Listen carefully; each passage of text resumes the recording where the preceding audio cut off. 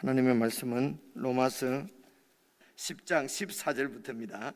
14절 제가 읽겠습니다. 그런즉 그들이 믿지 아니하는 일을 어찌 부르리요? 듣지도 못한 일을 어찌 믿으리요? 전파하는 자가 없이 어찌 들으리요? 보내심을 받지 아니하였으면 어찌 전파하리요? 기록된 바 아름답도다 좋은 소식을 전하는 자들의 발이여 함과 같으니라. 그러나 그들이 다 복음을 순종하지 아니하였도다. 이사야가 이르되 주여 우리가 전한 것을 누가 믿었나이까 하였으니 그러므로 믿음은 들음에서 나며 들음은 그리스도의 말씀으로 말미암았느니라. 그러나 내가 말하노니 그들이 듣지 아니하였느냐? 그렇지 아니하니 그 소리가 온 땅에 퍼졌고 그 말씀이 땅끝까지 이르렀도다 하였느니라. 그러나 내가 말하노니 이스라엘이 알지 못하였느냐?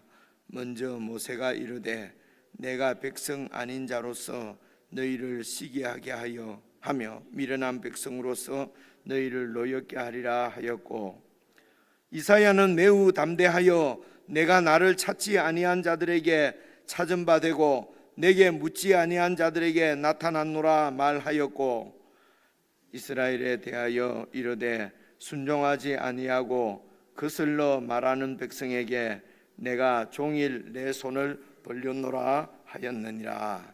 아멘.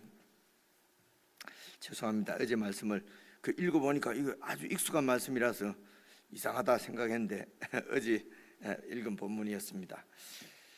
그래서 이 하나님의 의에 이르는 길은 이제 제가 실수로 읽은 이 말씀들 쭉 읽어 보시면은 두 가지 이렇게 바울이 소개를 하고 있는 것입니다. 그 하나가 예수 그리스도의 구속을 통해서 하나님의 의에 이르는 것입니다. 이것은 하나님께서 이미 율법과 선지자를 통하여서 증거한 것입니다. 이게 로마서 1장에 나오는 이야기죠. 그래서 이미 율법을 통해서, 그래서 하나님께서 율법을 주신 것도 이 율법이 바로 그리스도를 가르쳐서 그리스도를 통해서 구속함을 받아 의에 이르도록 그렇게 하나님께서 율법을 주신 목적도 이렇게 분명하게 저희들이 살펴보았고요. 그래서 그리스도의 구속을 통해서 이르게 되는 하나님의 의, 또 하나는 이 주신 율법을 가지고 그 율법을 지켜서 율법의 의로 하나님의 의에 이제 도달하려고 하는 이런 율법의 의가 있습니다. 그런데 이 율법의 의는 결코 하나님의 의에 도달하지 할 수가 없다는 것입니다. 그러면 율법이 나쁜 것이냐? 나쁜 것이 아니고 율법은 참으로 선한 하나님의 뜻이고 말씀이지만은 그 율법이 우리를 율법을 지킬 수 있도록 하는 능력은 없다는 것이죠. 이제 이런 부분이 참 잘 생각하면 어렵지 않는 일인데 우리가 많이 혼돈되는 부분인 것 같습니다. 율법은 하나님의 의에 이르는 길이 맞습니다. 그런데 그 율법을 지켜 행할 수 있는 능력을 율법이 주지는 못하고 그것은 하나님의 영 성령이 주시는 것이죠. 그래서 성령께서 어떻게 역사하십니까? 예수 그리스도의 구속을 통해서, 그리고 그 하나님의 사랑으로, 우리를 구속하신 하나님의 사랑으로 율법의 요구를 이루게 하신다, 우리로 하여금 하는 것이 이제 8장에서도 증거한 말씀입니다. 그래서 이렇게 예수 그리스도를 통한 믿어서, 예수 그리스도를 믿어서 하나님의 의에 이룰 수 있다라고 하는 이제 이 진리를 우리가 듣게 되면은 그 진리를 받게 되면은 결론적으로 나오는 이야기가 13절입니다. 13절, 10장 13절 보시면요, 그럼 누구든지 주의 이름을 부르는 자는 구원을 받는 것이다. 이방인이나 헬라인이나 율법을 받은 자나 율법을 받지 않는 자나, 할례를 받은 자나 할례를 받지 않는 자나, 율법을 가지고 살았던 자나 율법이 없었던 자나, 누구든지 그러면 그리스도의 이름을 부르는 자, 예수 그리스도를 마음으로 믿어서 입으로 시인하는 자는 구원을 받는다. 그래서 주의 이름을 부르는 자가 구원을 받는다는 말은 바로 하나님께서 세우신 예수 그리스도, 그분을 왕으로, 주로, 그래서 그리스도를 주로 이렇게 믿는 것이라고 앞에, 그죠? 9절에도 보니까 네가 만일 네 입으로 예수를 주로 왕으로 시인하고 그리고 하나님께서 그를 죽은 자 가운데서 살리신 영원한 하나님의 아들 왕이신 것을 네 마음에 믿으면 구원을 받으리라. 그래서 예수 그리스도의 통치에 온전하게 순종하는 것을 통해서 하나님의 의가 이루어진다는 것입니다. 그 의에 도달한다는 거지요. 그러면 이제 논리적으로 다음 나오는 이야기가 14절입니다. 그런즉 그들이 믿지 않은 이를 어찌 부를 수가 있겠느냐? 주의 이름을 부르면은 구원을 받는데 믿어야 구원을 받지 않겠느냐? 믿지도 않은 자를 어떻게 부를 수 있겠느냐? 그럼 믿으려고 하면 들어야 되지 않느냐? 듣지도 못한 이를 어찌 믿을 수가 있겠느냐? 들으려고 하면 전파하는 자가 없이 어찌 들을 수 있겠느냐? 전파하는 자가 있어야 된다. 근데 전파하는 자는 이런 불신의 세상에서 자기의 의를 세우려고 하는 세상 가운데서 예수 그리스도를 믿어서 하나님의 의에 이른다고 하는 것은 많은 반대와 그런 거절을 당할 수밖에 없는 이게 정말 쉽지 않은 일이에요. 그래서 이 전파하는 자는 보내심을 받지 않으면 전파할 수가 없다는 것입니다. 보내심을 받아야 전파할 수 있고, 전파를 해야 들을 수가 있고, 들어야 믿을 수 있고, 믿어야 주의 이름을 부르지 않겠느냐. 그래서 여기에 우리가 잘 아는 대로 13절 누구든지 주의 이름을 부르는 자는 구원을 얻으리라. 이것이 그냥 주여 주여 주여 이렇게 입으로 이렇게 부른다는 것을 뜻하는 것이 아닌 것은 14절부터 읽어보시면 아시겠죠, 그죠? 네. 그렇습니다. 그래서 15절입니다. 보내심을 받지 아니하였으면 어찌 전파하리요? 기록된 바 아름답도다. 좋은 소식을 전하는 자들의 발이여 함과 같으니라. 이 말씀은 이사야서 52장 7절에 있는 말씀 인용입니다. 이 말씀은 52장은 52장 1절부터 쭉 이렇게 여러분 십몇 절까지는요. 지금 이 바벨론 포로로 다 잡혀가 있지 않습니까? 이 바벨론의 포로에서 나오는 것입니다. 그래서 출바벨론이라고 얘기하죠. 이 출바벨론은 제2의 출애굽이라고 얘기합니다. 신학자들이 이렇게 얘기를 해요. 여러분, 애굽에서 나오는 것이 바로 이스라엘의 구원이지 않습니까? 하나님께서 모세를 보내서 바로를 무릎 꿇리고 자기 백성을 구원하셔서 그래서 출애굽하는 것이 여러분 최종적인 목적이 아니에요. 1차적인 목적은 애굽에서 나오는 거겠지만 최종적인 목적은 가나안 땅에 들어가는 것입니다. 가나안 땅에 들어간다고 하는 것은 그곳에서 하나님의 왕권이 시행되어지는 하나님 나라를 세우신다고 하는 것이거든요. 그래서 출애굽은 바로 이 가나안 땅에 들어가서 하나님의 통치에 온전하게 복종하는 것입니다. 이렇게 해서 하나님 나라가 세워지는 것이 이제 목적입니다. 그런데 이 하나님의 백성들이 지금 바벨론의 포로로 잡혀가 있습니다. 이 이스라엘 백성들이 애굽의 노예로 있었던 상황하고 똑같은 상황이지요. 그래서 이제 그곳에서 이렇게 이제 출바벨론 하는 것은 제2의 출애굽인데요. 이게 바로 하나님의 구원이지요. 그렇게 해서 가나안 땅에 돌아와서 유대 예루살렘으로 돌아와서 그곳에서 성전을 짓고, 성전이 이미 파괴되었으니까 그렇죠. 그곳에서 성전을 짓고 하나님의 통치가 다시 세워지는, 그래서 이 소식을 제2의 출애굽인 출바벨론 소식을 전하는 그런 자들의 발이 얼마나 아름다운가. 그렇게 해서 이제 지금 그 말씀입니다. 그런데 여러분 이사야서 52장을 잘 보시면은 53장에 여러분 잘 아시는 예수 그리스도 메시아가 죽으실 것을 도살장에 끌려가는 양같이 끌려가서 십자가에 죽는 이야기가 여러분 53장 1절부터 6절까지가 나오지 않아요, 그죠? 그래서 이 얘기가 여러분 52장에 이런 아름다운 소식을 전합니다. 전하고 그래서 바로 하나님께서 다윗의 왕권을 다시 세운다는 것입니다. 하나님께서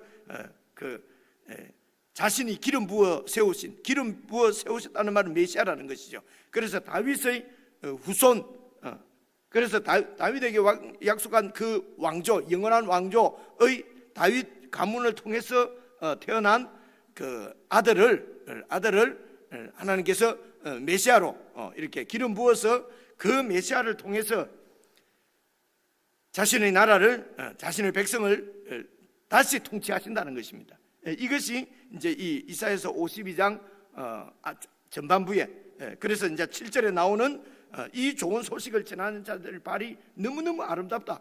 그래서 여러분 이 52장에서 전하는 좋은 소식은 바로 메시아가 당신의 나라를, 자기 백성을 구원해서 통치하시고 이렇게 통치하시는 하나님 나라를 다시 세우실 것이라는 약속입니다. 예수 그리스도, 우리가 그렇게 하는데 이제 이 원래 원어대로 하면은 예수 메시아죠, 그죠? 예수.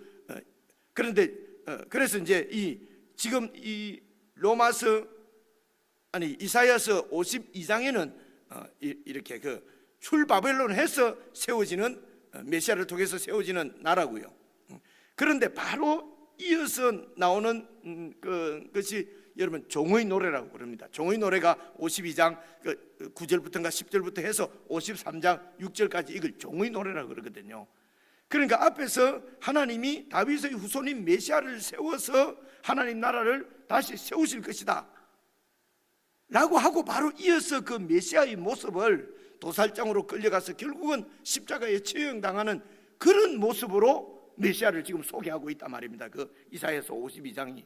그러니까 백성들이 앞에 좋은 소식을 전하는 발들, 그러니까 바로 출바벨론 할 것이라고 하는, 그렇게 해서 메시아의 왕국이 세워질 것이라고 하는 이 좋은 소식을 믿지를 못하는 거죠. 받아들이지를 못하는 거죠. 그래서 정말 그런 나라가 세워지려고 하면은 메시아는 이 바벨론으로부터 우리를 구원할 수 있는 강력한 정치적인 왕이어야 되고요.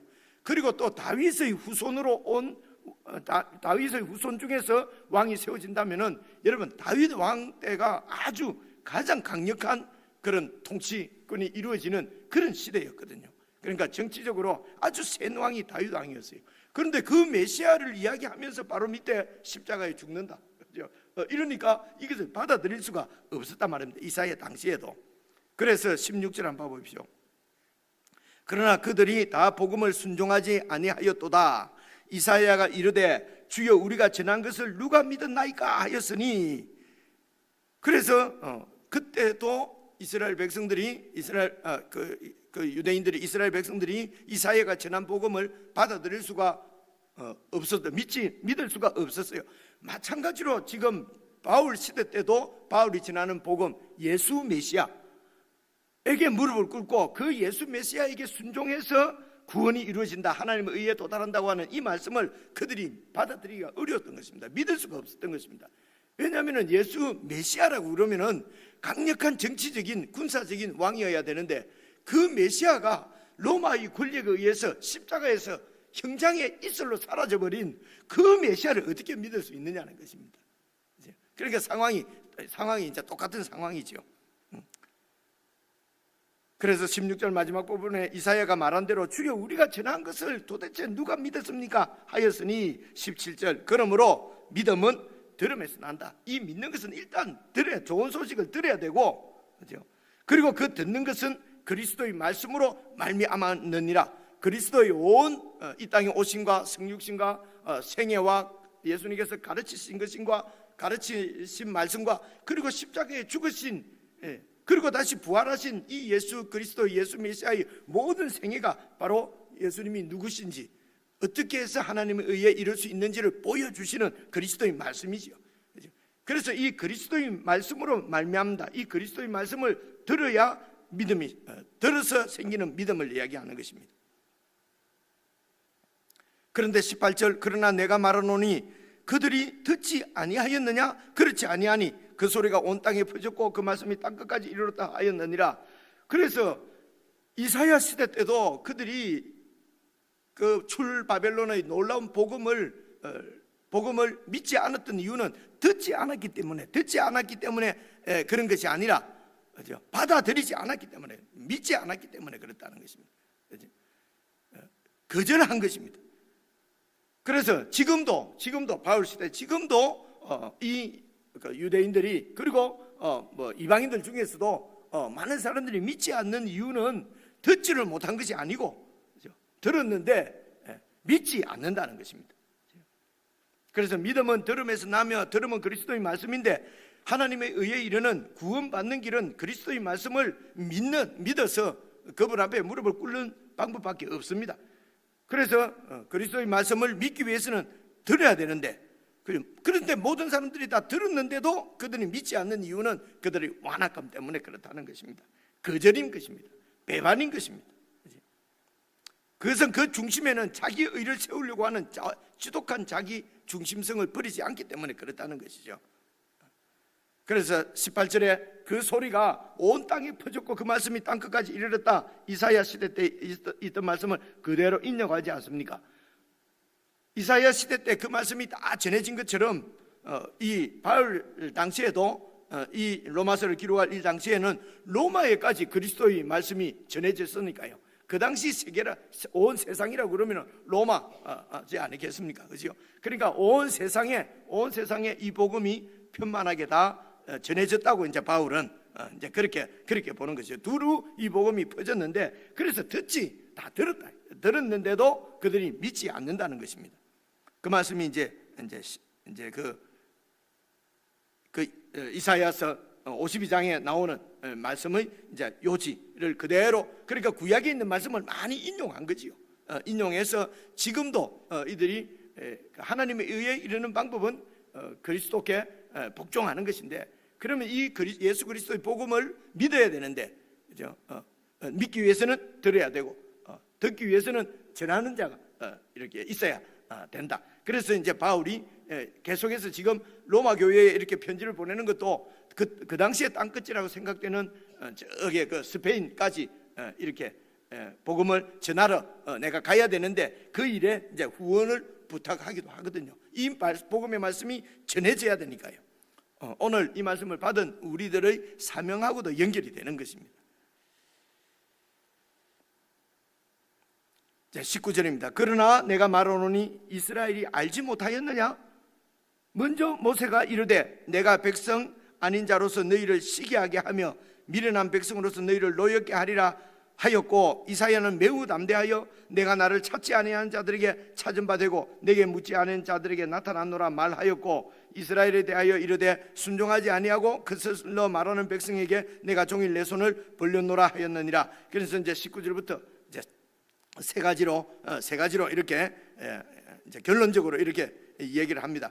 그러니까 9장에 나타난 하나님의 주권, 그 하나님의 주권은 보통 우리가 뭐 예정론이니 이래 갖고 시비가 많이 있지 않습니까? 그 하나님께서 주권을 가지고 이렇게 뭐 군받을 장군 이런 식으로 이 9장에 나타난 이 하나님의 절대 주권을, 그런 예정 교리보다도 여러분 이제 19절부터 우리가 살펴보시면은요, 이런 얘기입니다. 사실은 하나님의 사랑입니다. 우리를 향하신 하나님의 은혜를 지금 설명하는 것인데요. 그러나 내가 말하노니 이스라엘이 알지 못했냐? 다 들었다. 다 들었는데 그래서 깨닫지 못했느냐? 아니라 이거지. 알면서도 거부한 것이라는 것입니다. 그래서 여기 안다는 말은, 19절에 안다는 말은 믿는다는 말하고 거의 같은 말입니다. 이게 완전히 알았으면은 믿는 거지요. 이스라엘이 알지 못하였느냐? 그래서 먼저 모세가 이르되, 이제 또 그 신명기 32장에 있는 말씀을 인용하는 것입니다. 내가 백성 아닌 자로서 너희를 시기하게 하며 미련한 백성으로 너희를 노엽게 하리라. 그래서 이렇게 이제 이 유대인들이 하나님의 원래 백성이 거절하기 때문에 그 하나님의 은혜가 이방인들에게로 흘러가는데, 그렇게 해서 이방인들이 이 하나님이 주시는 구원의 은혜를 정말 풍성하게 누리는 거예요. 그래서 유대인들이 보고, 그때야 하나님의 백성으로, 여러분 앞에 나왔지 않습니까? 유대인의 그 나음이 무엇이냐? 유대인은 하나님의 언약을 받은 자고 하나님의 나라를 받은 자고 하나님으로부터 그 선택을 받은 언약 백성이고, 그런데도 이 하나님을 배반했다는 것입니다. 그래서 그들이 받은 그 은혜들, 그래서 그들이 잃어버린 은혜가 무엇인지를 이방인들이 하나님의 은혜를 가운데 하나님의 복을 받는 것을 보고 그들 마음에 시기가 나게, 얼마나 답답하면 이런 말씀이 나오겠습니까? 그죠? 시기하게 해서라도 나에게 돌아오도록 하나님께서 그 말씀하신 말씀이 이제 신명기에 있는 말씀을 그렇게 인용을 하는 것입니다. 그래서 우리가 생각하는 구원받을 자, 버릴 자 탁탁 정해놨다 이렇게 이해하는 것은 사실은 잘못 그러니까 너무 자기 중심적으로 이해한 것이죠. 여러분 칼빈주의자라고 해서 다 그렇게 믿는 거 아니에요. 우리가 그래서 그런 교리들을 너무 이렇게 막 비판적으로 얘기하는 것도 좋지 않습니다. 일부가 그렇게 믿습니다. 일부가 요즘 모든 상황에 아주 이런 소위 말하는 이런 표현을 잘못하면 또 어려운데요. 광신 아니 이게 확신하는 자, 막 주장하는 자, 좀 덜 주장하는 자, 이런 지금도 다 그렇잖아요, 그죠?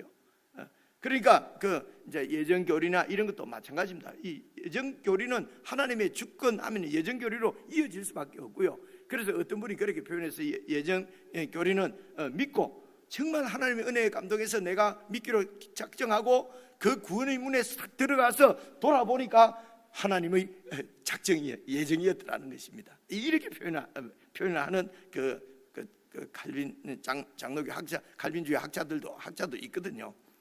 제가 어떻게 아냐면요, 공부를 거기서 조금 했잖아요, 그죠? 그런데 우리가 일반적으로 생각하는 예정교리는 탁탁 이렇게 믿을 자, 안 믿을 자 하나님이 미리 정해놨다. 그렇게 말하는 분들은 그렇게 많지 않아요. 그래서 우리가 그쪽 교리를 잘 모르면서 너무 우리 중심적으로 이렇게 판단하는 것도 그렇게 좋은 자세는 아닌 것 같습니다. 이런 말씀들을 보시면은 하나님이 시기하게 해서까지도 구원하시겠다고 하는 이런 하나님의 마음, 그죠? 이 바로 하나님의 작정입니다. 하나님께서 그 백성을 택했습니다. 예정했습니다. 선택했습니다.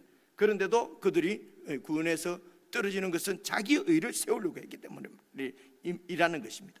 그런데 하나님께서 아무런 의가 없는 이방인들을 불러서 의롭게 어렵다 치게 해주시고 하나님의 그 구원의 복을 쏟아 부어주시는 것을 이들이 보고 우리가 이걸 놓쳤구나, 이 하나님의 은혜를 놓쳤구나, 그래서 하나님의 은혜 가운데로 다시 돌아오도록 그렇게 하나님이 이렇게 계획하셨다는 것입니다.